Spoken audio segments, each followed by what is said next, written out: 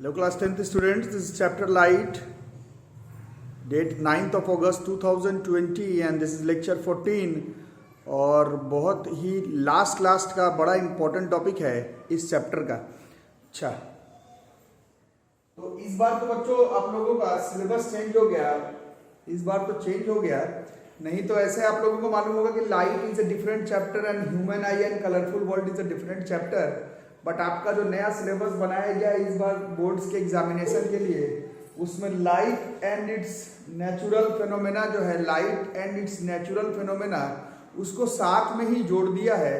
तो हम लोग उस हिसाब से नहीं पढ़ेंगे। हमारा ये चैप्टर एनसीईआरटी लेवल पर जब खत्म हो जाए तो हम लोग वो नेचुरल फेनोमेना का जो बाकी जो टॉपिक है, डिस्पर्सन, स्कैटरिंग, उसको अलग से पढ़ेंगे, इसी में मिला करके नहीं पढ़ेंगे।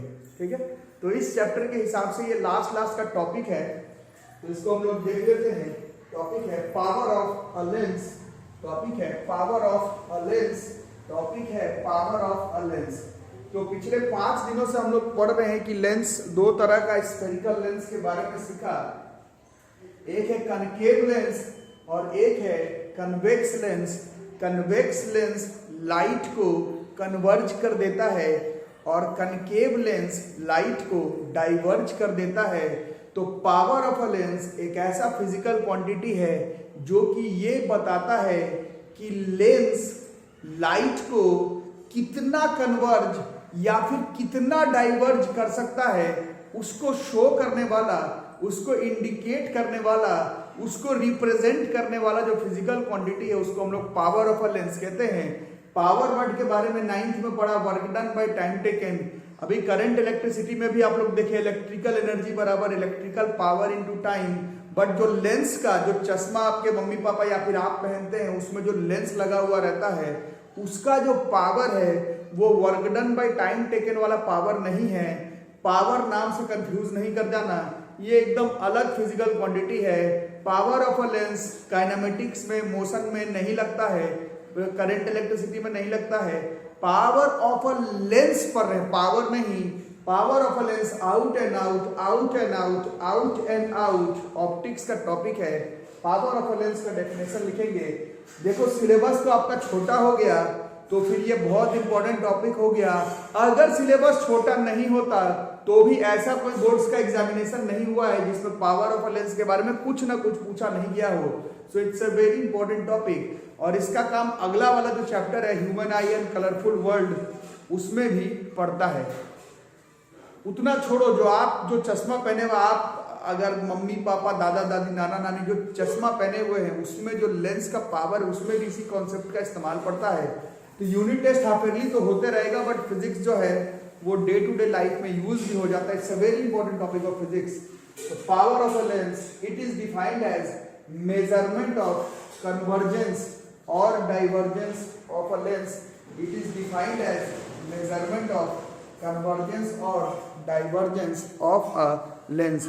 जब क्लास 12th में आओगे तब बताया जाएगा कि ये मेजरमेंट हम लोग करते हैं एंगल देख करके, कि अगर एक लाइट रे पैरेलल आ रहा है तो वो कितने एंगल से झुका, कन्वर्ज या फिर डाइवर्ज किया, वहां से पता लगाते हैं लेंस का पावर।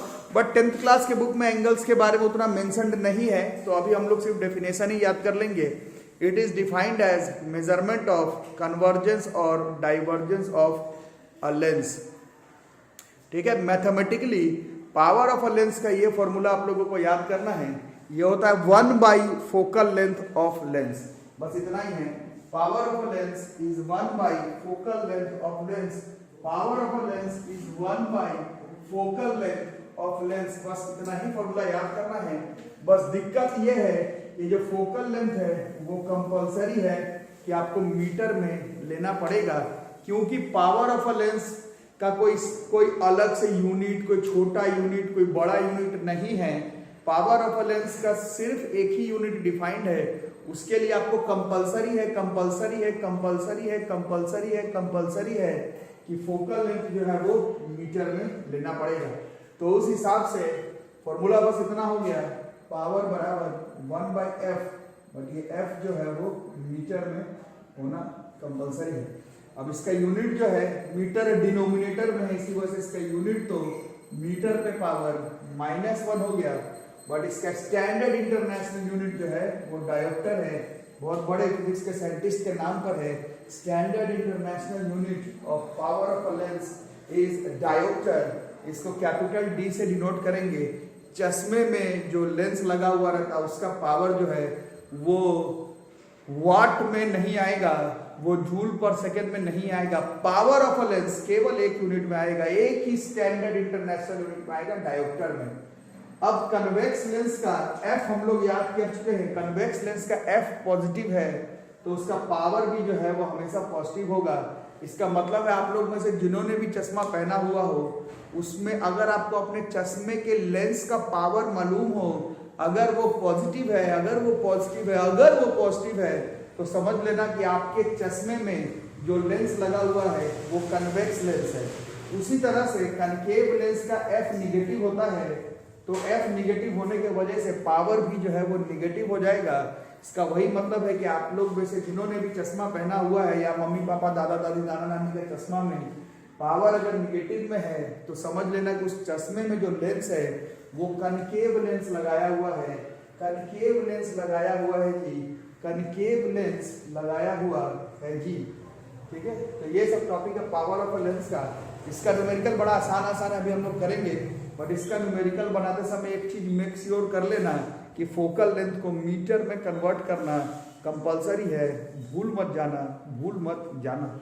अब टॉपिक है power of combination of lens. Power of combination of lens, अगर ढेर सारा थिन लेंसेज 2-3 कन्वेक्स 2-3 कनकेव या 4 कन्वेक्स 4 कनकेव लेंस को बिल्कुल नजदीक में थिन में प्लेस किया जाए तो इक्विवेलेंट पावर का मतलब क्या हो गया? 4 कन्वेक्स लेंस मिलकर के लाइट को कन्वर्ज करता, उन सब के जगह पर एक ही लेंस जो कि एग्जैक्टली उतना ही कन्वर्ज कर दे जितना ये 4, ये 10, ये 12, ये 15 लेंस मिल करके करता, उसको हम लोग इक्विवेलेंट लेंस कहते हैं। और उसका पावर निकालने के लिए बड़ा ही आसान सा तरीका है।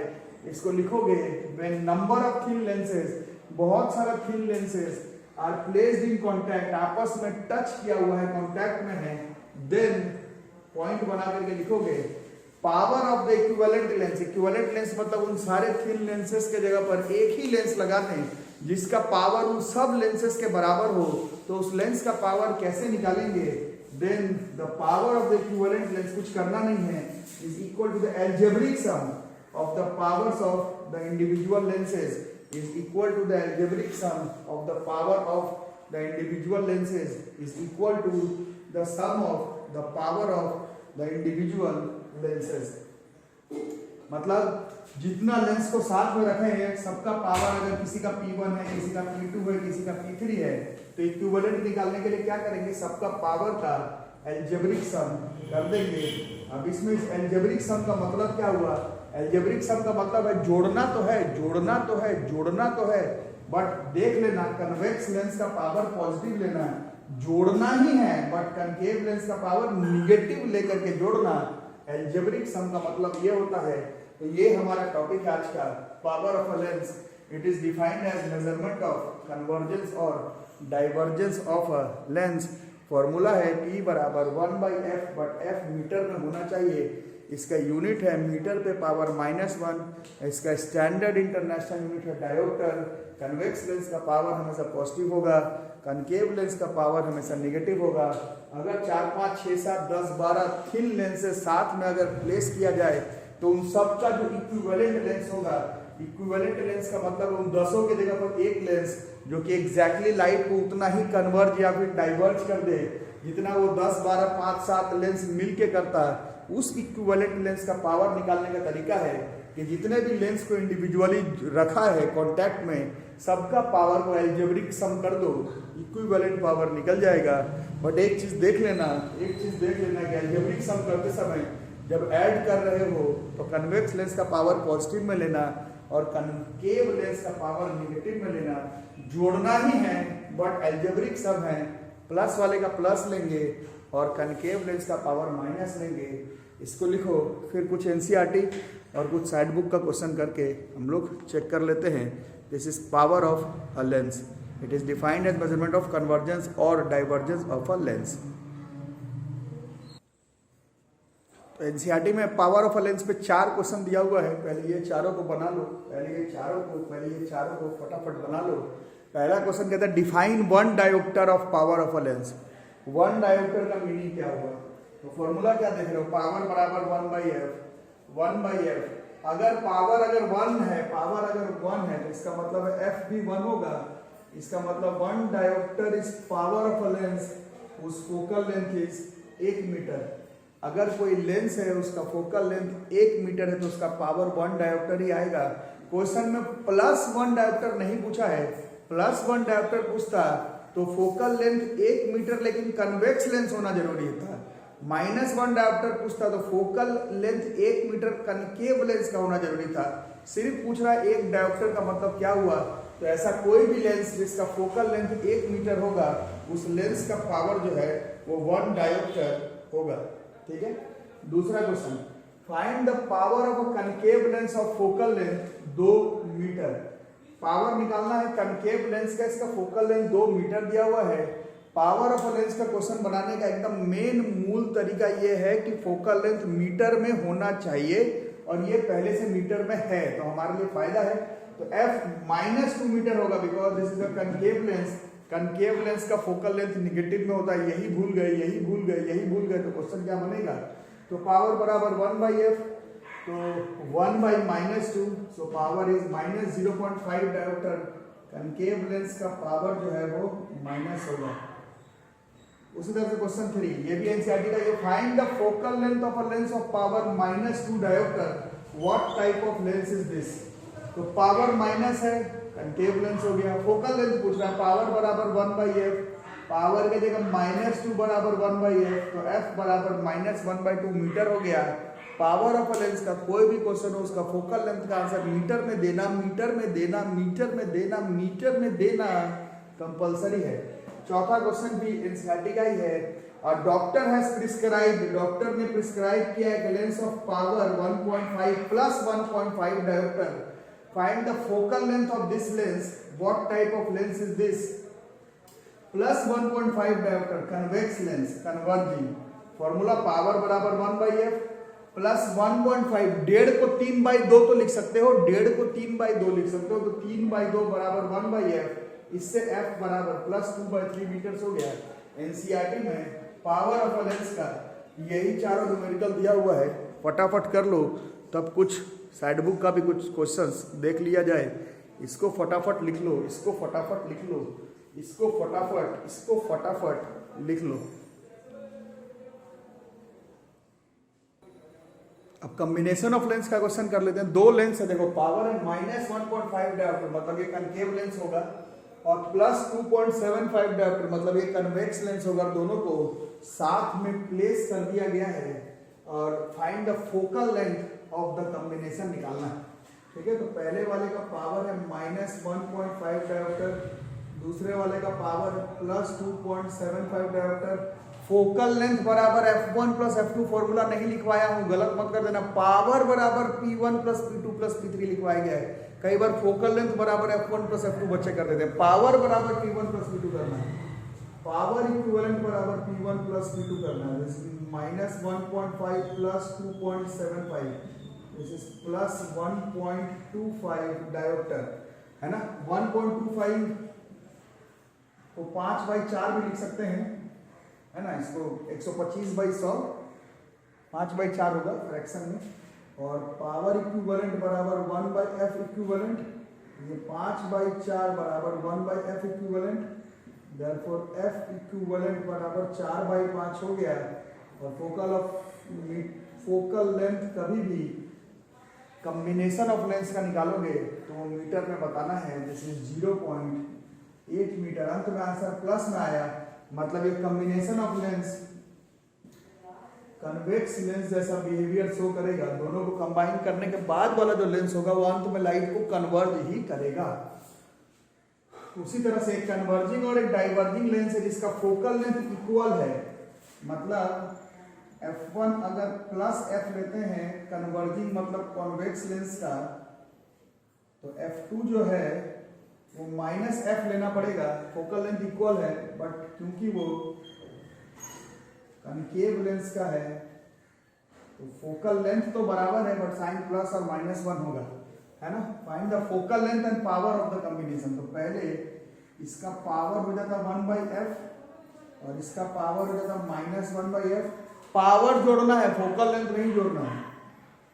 पावर इक्विवेलेंट बराबर P1 plus P2 1/f minus 1/f, this is 0। तो पावर जो है वो बॉस 0 हो गया और पावर 0, पावर बराबर होता है 1/f, पावर 0 बराबर 1/f इक्विवेलेंट वाला है।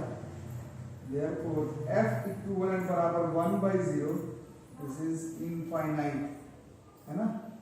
तो इनफाइनाइट फोकल लेंथ होगा और 0 पावर होगा, इस तरह के कॉम्बिनेशन ऑफ लेंस का, ठीक है।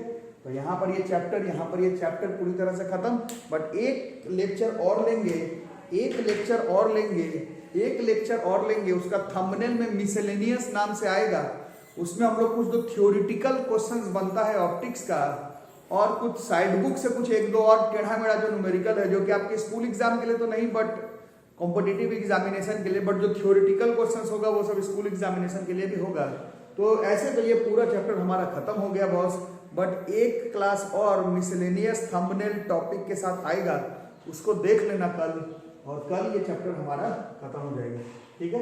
वीडियो ठीक लग रहा हो, पसंद आ रहा तो लाइक करो, चैनल को सब्सक्राइब नहीं किया सब्सक्राइब करो, notification bell icon for all press करके रखो।